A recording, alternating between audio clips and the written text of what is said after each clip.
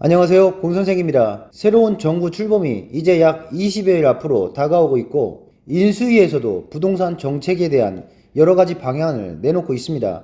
확정적이지는 않지만 부동산 공약과 관련된 사항으로 큰 세 가지 테마로 접근해보면 임대차 3법 계약갱신 요구권 및 전월세 상한제와 관련해서 재계약 시에 집주인 인센티브를 부여하고 소형 아파트 등록 임대사업자 제도도 부활해서 세제 혜택과 민간 임대주택 활성화를 줄 수 있습니다. 재건축 등 민간 공급 규제로 구조 안정성 가중치 완화에 대한 규제 완화와 용적률 500% 허용 가능성 및 건축비와 토지비 등 각종 비용 현실화를 들 수 있습니다. 이것 때문에 재건축 매물이 감소하고 있고 재건축 및 재개발 단지의 주변 집값까지 들썩이고 있습니다. 특히 1기 신도시의 경우에는 30년 차를 맞이해서 성남 분당과 고양 일산, 군포 3분 등을 필두로 해서 아예 들썩거리는 것을 넘어 헐헐 날아다니고 있습니다. 아주 부럽습니다. 그리고 오늘 다룰 다주택자 규제 완화로 종부세율 재검토와 재산세 및 종부세 통합,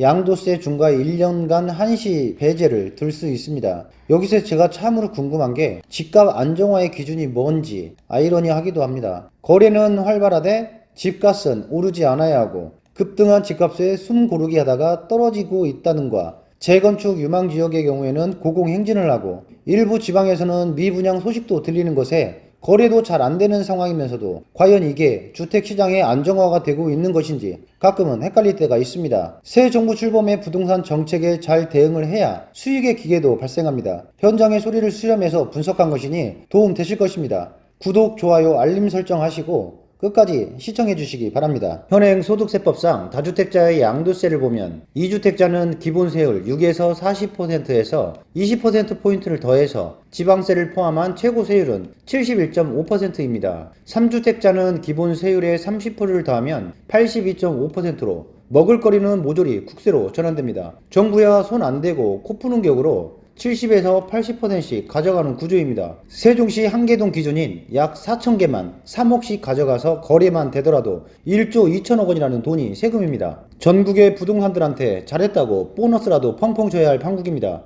이렇게 돈 잘 벌어다 주는 일꾼이 아닙니까? 새 정부 출범 직후 한시적 양도세 배제 중간은 5월 11일부터 소급 적용하여 당초 2년에서 1년으로 조정한다고 합니다. 가봐야 알겠지만 시행해보고 괜찮다 싶으면 1년 더 연장할 수도 있고 쭉 갈 수도 있습니다. 그렇지 않다면 1년 내에서도 끝낼 수도 있죠. 일단은 1년이니까 제가 볼 때는 시행 초기부터 잘 됐다고 파는 사람은 없을 것 같습니다. 일단은 심리이고 눈치 보는 것이겠죠. 보유세 부담이 되는 사람의 경우에는 과세 기준일이 6월 1일이니까 20일 만에 팔 수도 있겠죠. 어떻게? 아주 매력적인 금액으로 5월 31일 전까지 명의를 가져가는 조건으로요. 다주택자들은 대부분 돈 좀 가지고 있습니다. 특히 세종시 원주민들이 은근히 알부자가 많은데 몇 푼 안 되는 종부세 내고 기다리면서 상황을 지켜보시겠죠. 그리고 매년 5월 23일 노무현 대통령님께 감사하다고 제사라도 모시기 바랍니다. 대출 규제와 금리 인상은 수요자의 구매력을 의미합니다. 20일 만에 자금 조달을 해야 하는 제한적 요소가 있는데 구매력은 떨어지겠죠. 명의부터 넘기고 돈은 나중에 준다? 말도 꺼내지 마십시오. 세금 관련 테마는 종부세율 전반적인 재검토와 장기적인 재산세와 종부세를 통합하고 양도세 중과 1년 한시적 배제 세 가지인데 보유세와 양도세를 동시에 완화할 때는 급할 이유가 없기 때문에 매물이 잠기거나 간보기 매물이 있을 것으로 예상되므로 적용 시점을 신중히 해야 할 것 같습니다. 제가 볼 때 6월 전까지는 증여 및 친인척 간의 거래가 증가될 것으로 판단됩니다.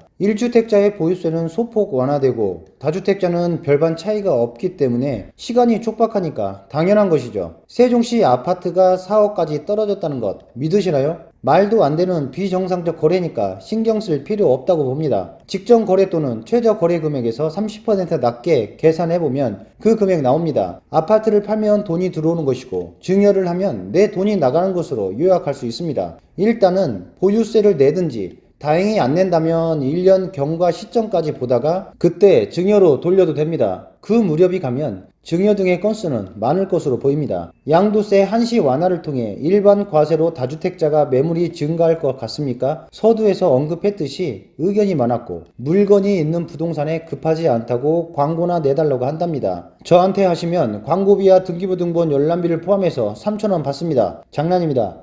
양도세 한시 완화로 아파트값이 올라갈 것 같냐는 것에 대한 답변입니다. 솔직히 세종은 다른데 한 번 오를 때 세종은 두 번 올랐습니다. 떨어져도 기본 이상의 수익은 유지되고 있기 때문에 유의미한 상승은 제한적일 것이라는 판단이 듭니다. 그렇다면 진짜 아파트를 팔 사람들은 누구일까요? 영끌로 다주택이 된 사람들 중에서도 이자 감당이 안 되는 사람일 거라고 추정합니다. 약 50명에 가까운 분들을 대상으로 물어본 결과 수익형 월세 또는 차익형 전세를 놓고 계속 보유, 홀딩한다고 합니다. 오히려 이번 기회에 다주택자가 되어본다라고도 합니다. 전세 낀 매물을 매수해서 기존에 가지고 있는 현금과 신용대출 및 마이너스 통장, 즉 원리금을 안 내도 되는 대출을 받아서 맞벌이로 이자 낼 벌이는 되니까 일시적 2주택을 하든지 아니면 계속 가지고 가든지 할 계획이라고 합니다. 똘똘한 집 한 채가 불러온 참사인데 규제는 지역의 양극화를 조장한 큰 요인이라고 볼 수 있습니다. 최후의 승자는 바로 강남 1주택자죠. 솔직히 재개발, 재건축 등으로 서울만 더 오를 겁니다. 이번에도 다주택자들은 양도세 중과를 완화하면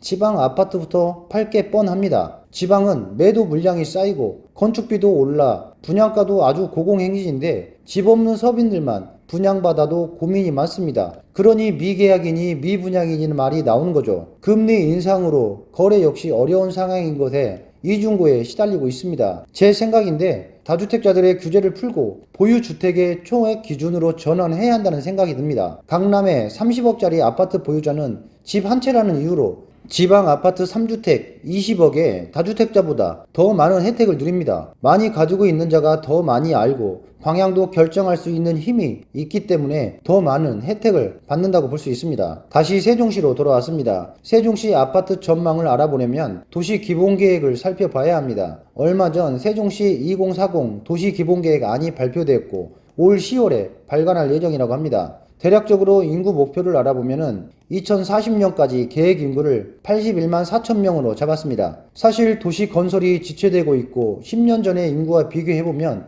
인구 유입은 엄청 났는데 현재는 눈에 띄게 더뎌 보입니다. 그래서 현실을 감안하여 10년 연장하기로 했고 2030년까지 행복도시 계획 인구는 기존 계획과 동일하게 50만 명으로 6생활권까지 마무리하겠다는 것입니다. 국회 세종의사당이나 미디어단지, 공공병원과 대학교 등까지 들어오면 약 38명의 인구에서 50만 명까지는 그리 어려운 일은 아닌 것 같다는 생각이 듭니다. 최상의 시나리오와 최악의 시나리오 중에 어떤 것을 먼저 할까 고민했는데 안 좋은 것부터 먼저 하고 좋은 것으로 보상받자고 해서 최악의 시나리오부터 먼저 읊어보겠습니다. 2030년까지 행복도시의 아파트 공급이 마무리가 됩니다. 우려되는 것이 분양받은 아파트에만 자가로 실거주하거나 분양만 받아놓고 인구 유입 없이 과거 청사 공무원들이 서울 과천으로 버스로 출근했던 것처럼 또 이러한 사태가 또 발생하면 어떡하지 하는 불안감을 감출 수 없습니다. 지금이야 청사 공무원들의 대부분이 분양받은 아파트를 팔고 서울로 갔거나 세종에 눌러 앉았지만 국회 분원 상임위원회 직원들이나 방송국, 법원, 검찰청 등의 직원들이 초창기 청사 공무원들의 학습 효과를 답습하지 않을까 우려가 됩니다. 분양만 받아놓고 가족들까지 인구 유입은 안 시키고 공실이나 다름없는 실거주 요건을 충족시키면 곤란해집니다. 큰 인구 유입이 없으면 대규모의 공실 혹은 낮은 전세가로 높은 금리의 이자만 납부할 꼴이니 오르는 것 없이 세금만 내야 하는 애물단지로 전락할지 우려가 됩니다. 듣는 내내 우울했다면 분위기 전환될 만한 최상의 시나리오로 생각해 봅시다. 서울 세종고속도로는 2024년에 개통되고 KTX역 역시 3생활권의 이남에 외곽지역으로 검토되고 있고 국가산업단지 및 각종 산업단지도 2026년, 27년이면 완성됩니다. 국회 분원에서 본원으로 상향되기라도 하고 다음 정권이 용산이 마음에 안 들어 세종으로 옮기는 것도 검토해보라고 하고 유명 대학교와 방송 3사의 지상파까지 세종에 조성된다면 세종시에 아파트를 가지고 있는 분들은 행복해질 것입니다. 세종시의 아파트값, 서울 아파트값 턱밑까지 아닌 코까지 되는 것은 기정사실화 될 것 같습니다. 다시 현실로 돌아와서 투자 및 대응 전략을 어떻게 세울 것인가를 고민해 봐야 합니다. 현재 세종시 다주택자분들은 재미없습니다. 과거를 돌이켜보면 서울 다음으로 어느 지역보다 빨랐고 시원시원하게 올랐고 다른 데보다 먼저 오르고 다른 데에 올라갈 때 또 올랐기 때문에 떨어지는 것에 대한 마음의 준비가 안 되었기 때문이죠. 당황스러움과 황당함에 어떻게 대응할지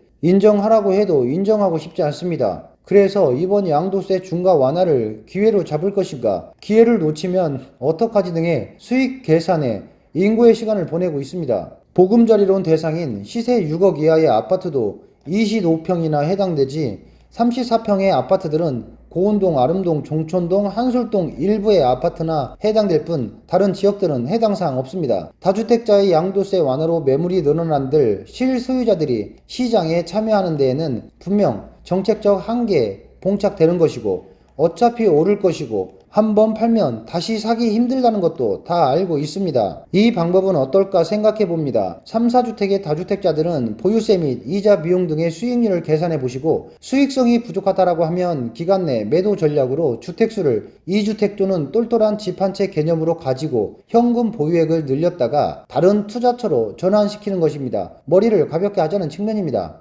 2주택자는 계속 보유를 권장해 봅니다. 왜냐하면 집 한 채는 증여 등으로 전환이 용이하고 상황을 단순 플레이가 가능하기 때문이죠. 더 좋은 투자처가 있거나 현금 보유를 원하고 이자가 부담되는 사람들은 매도하는 것이 맞습니다. 1주택자는 일시적인 2주택으로 진입하여 상급지로 갈아탔다가 여의치 않으면 2주택으로 가든지 또는 증여 또는 친인척 거래로 가시든지 하시고 전세가율이 높은 국민평수 위주로 이자 감당이 되는 선에서 매수하는 것도 고민해 볼만 하겠습니다. 오늘은 새 정부 출범의 부동산 정책에 대한 대응 방안과 최상 최악의 시나리오 설명, 다주택자 진입 및 출구 전략, 투자 및 대응 전략까지 알아보았습니다. 끝까지 시청해 주셔서 감사드리고 준비한 영상은 여기까지입니다. 구독, 좋아요, 알림 설정은 꼭 하셔서 공선생을 통해 부동산 정보 잘 받아보시기 바랍니다. 다음 영상도 잘 준비하겠습니다. 감사합니다.